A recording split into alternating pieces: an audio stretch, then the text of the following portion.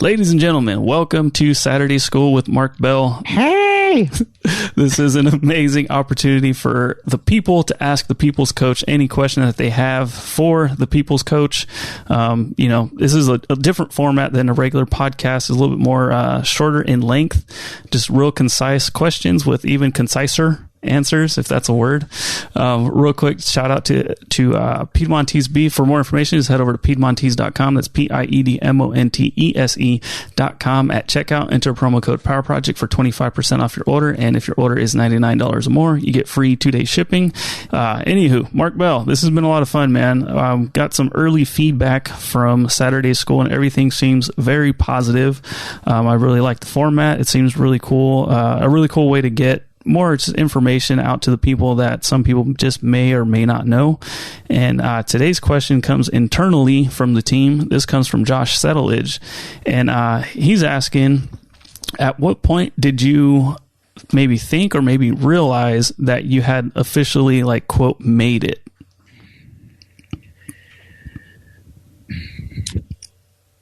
You know, life is long, you know. Some people think that life is short, but I would say that you can probably only say that when you're like 80, you know, when you're towards the end, when you're in the fourth quarter of your life. But, you know, life is a long battle. And so I don't think you ever really, make it per se, because I don't think you ever really make it because you're ever evolving, you know. I think that working on yourself needs to be a full-time job for your entire life, you know. So for as long as you should live, you should be learning how to live. You know, there's no reason not to. There's no reason not to learn. Maybe you used to make fun of people a lot. Maybe you used to cuss a lot. Maybe you used to, you know, have foul language, or maybe you used to not have any, you just didn't give a shit about anybody else. You know, can you improve upon that? I think you can. I think it's your moral obligation as a person to be stronger. You know, Jordan Peterson, who a lot of people look up to, he's got his 13 rules of life. I believe that's his book. Maybe it's 12 rules, but I think it's 13 rules of life.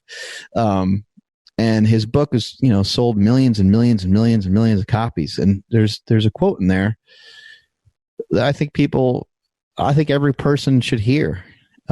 He says that you shouldn't go around being a weak loser. And what's the opposite of a weak loser? A strong winner. Like, how can you figure out how to get W's? How can you figure out how to get victories? How can you figure out how to learn more? You know, I share this idea of do more, be more.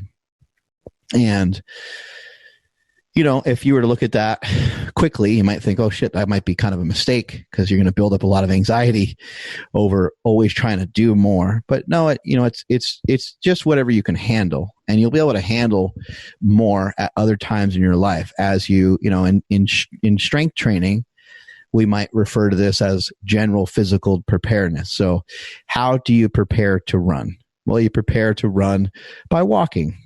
And then maybe you add some resistance to the walking. Maybe you walk hills, or maybe you walk further, or maybe you walk a little faster. And then you start to jog, and then you start to run, and you get used to it over a period of time.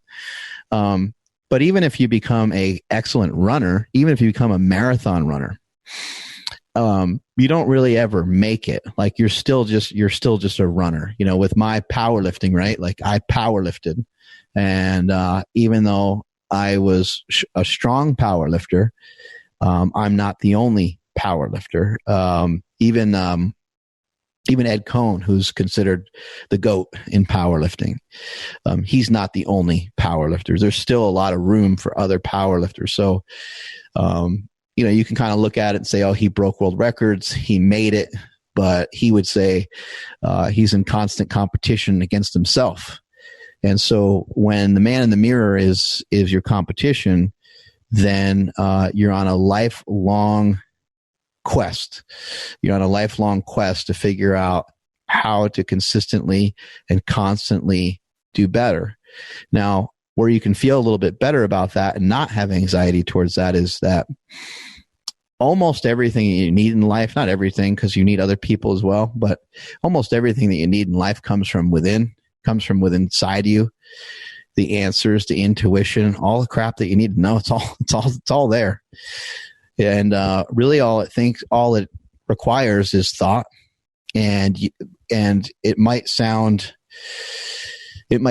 difficult to do, but you need to think about your thoughts. You can't always control what you think, but you have control over how you think.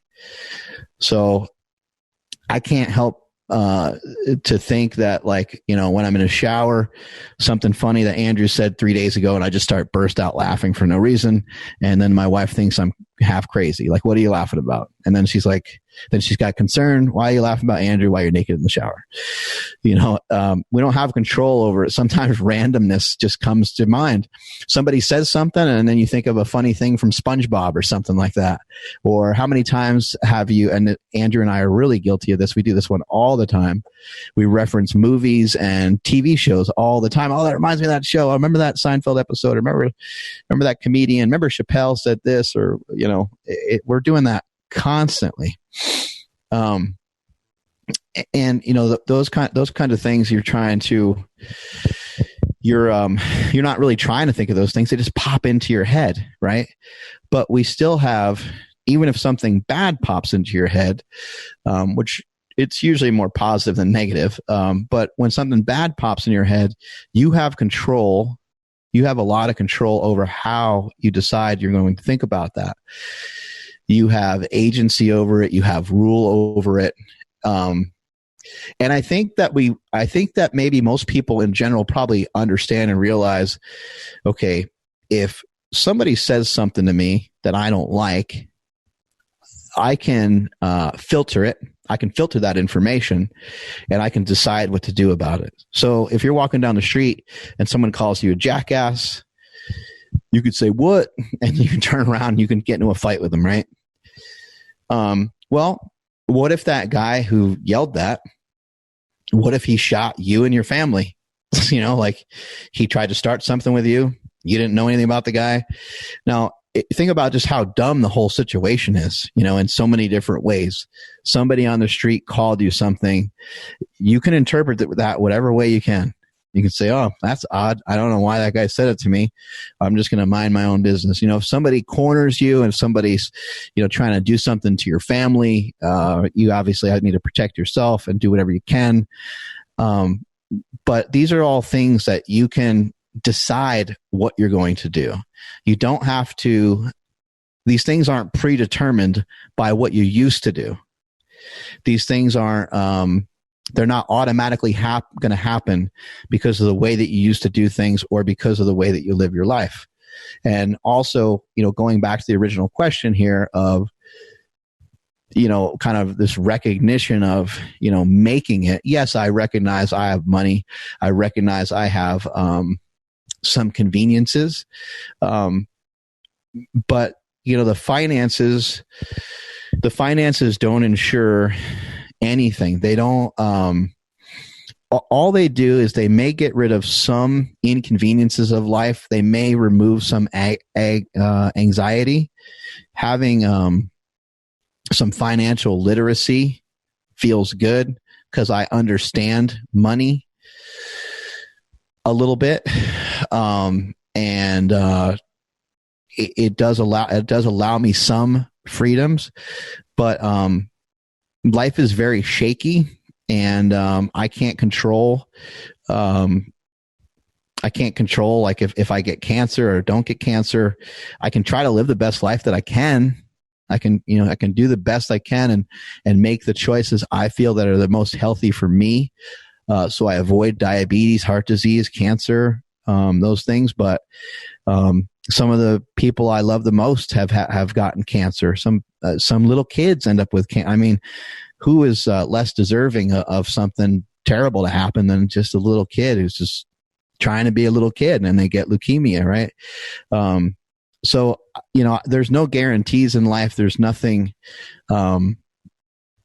I've found, I found something good to do that makes me feel good, that makes me happy, makes me excited. And so in that sense, I feel that I've made it because I'm happy, but I've been happy for a long time. Like I'm trying to think, my earliest memories are happy ones. Like I grew up with good parents. I was just watching something the other day with my wife, and this, the husband of the house was beating up on the mother. And I'm like, I don't know what that's like. I can't imagine. I've heard my parents argue, and I remember my heart thumping, and I remember being nervous about that. And they never made contact with each other ever in their lives. They've never hit each other. You know what I mean? Nothing ever got even close to that. And nothing, they didn't even really yell at each other.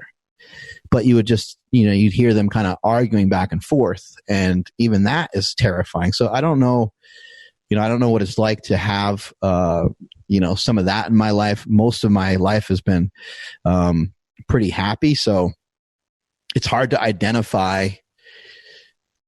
I guess what I'm saying, like, I haven't had a lot of rainy days, so the sun's always shining in some sense. But I also kind of look at things that way too. Like, that's a little bit of my mindset. I have two brothers as well that grew up in the same household, that they didn't view things the same way. I got one brother who's gone because he was bipolar, he had drug addictions, and his situation, he viewed the world was against him and that every day sucked, and he didn't know how to make every day like feel good or be fun. And I feel almost the exact opposite. Everyone has a day where they kind of feel melancholy, wishy-washy. Maybe it's raining out that day and you're just, for whatever reason, you're just not into it. You're not into the regular flow of life. Everyone has those days, but for the most part, like, I'm pretty excited about stuff every single day. I'm pretty happy every single day. So there's not like a day where I can be like, I made it on this day. And I don't, flying first class with my family overseas to other countries, and being in nice hotels and eating really good food and stuff. I don't really feel like that's, I don't feel any different. I've traveled before when I didn't have money, and I guess what I'm trying to say in a long-winded way is, I kind of have always felt like I made it. I always felt like I've always felt good, and I think if you can figure out some shit that makes you feel good every day, like, I feel really good about my family. I feel really good about my work. I feel really good about where I spend my time. I feel really good about who I spend my time with. I feel really good about the decisions I make with my food. I feel really good about the decisions I make when I go to bed, when I wake up. I feel really good about all these things. And I got to point to this, and I think this is super important, is that, life is long. And at 43, there's people my age that all of a sudden turn into alcoholics out of nowhere. They've been drinking for a long time, and then all of a sudden something kind of goes a little awry. Maybe they end up divorced, or something happens. There's a crack somewhere in the system, and because there's a crack, something worse happens, and it's a slippery slope. Or how many people do we know that they had to get like knee surgery? They slipped and they hurt their knee, or they twisted their ankle and they gained 40 pounds. Life is long. Like, I don't have any guarantee that I'm going to be, jacked and tan just because of previous history of things that I've built up. Even discipline itself is kind of a weird thing, because this, Andrew, from going through your own transformation. Sometimes the discipline feels good, and sometimes the discipline makes it feel like crap, because you're just like, man, like, this is never ending. This is relentless. I got to do this cardio every day. I got to train like this every day. I got to eat like this every day. And so let's say that through that process, through eating good every single meal for 8 weeks, and through training really hard twice a day for 8 weeks, and through getting the right sleep and making all these sacrifices, through that process, you get in amazing shape. We snap some pictures and you're like, you look amazing. You don't really feel like you made it, because the entire time you were like trapped in your own like cell, you were trapped in your own. So it's an interesting thing. Like when you work, you work so hard for something, you keep working towards something.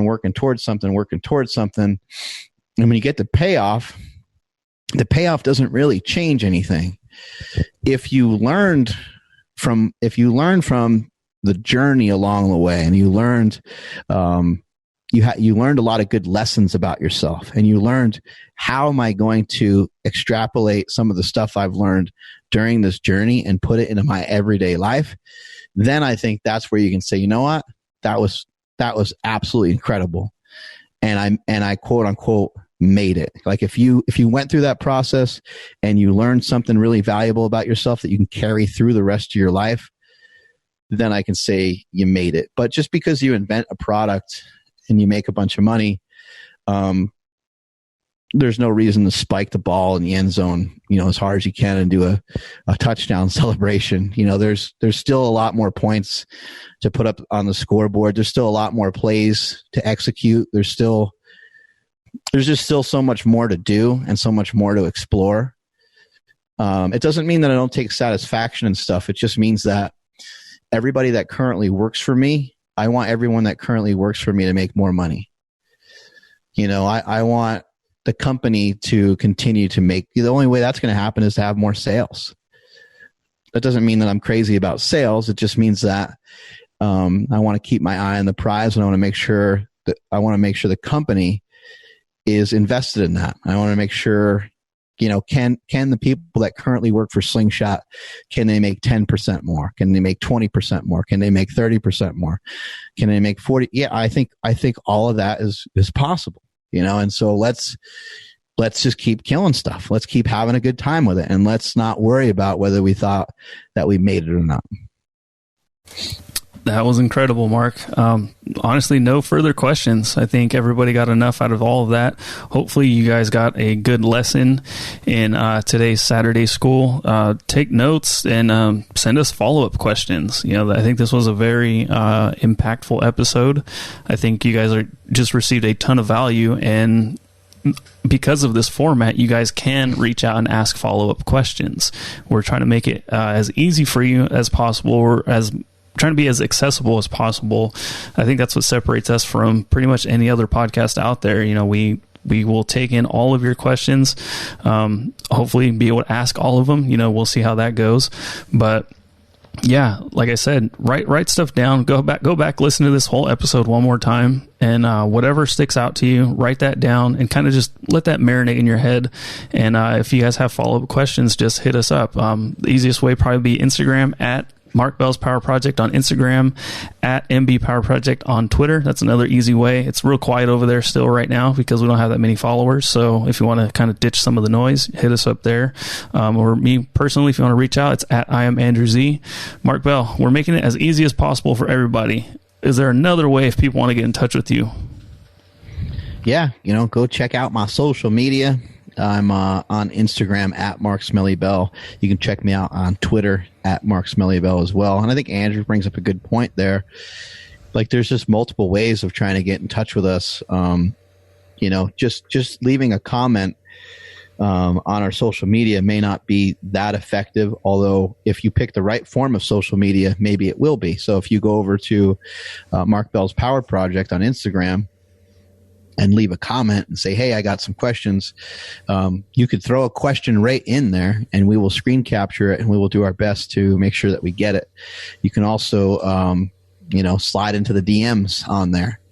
And again, we might not be able to see everything, but what if you were to slide into the DMs on Twitter? That's a move that not a lot of people do. My mailbox is still open on Twitter. I don't have it closed. Some of the people with the checks next to their name, sometimes they don't have that available because they probably get way too much stuff, but it's available to you. If you DM me, I'm not going to be able to see it. I look at a lot of them. But it's very difficult for me to see. Or you can hit up Andrew personally, Nsima, like whatever way you want to try to get to us. Try to figure out a way to get to us. I'm at Mark Smelly Bell, Instagram, Twitter, and I have a YouTube channel as well. Strength is never weakness. Weakness is never strength. Catch y'all later. Whoosh.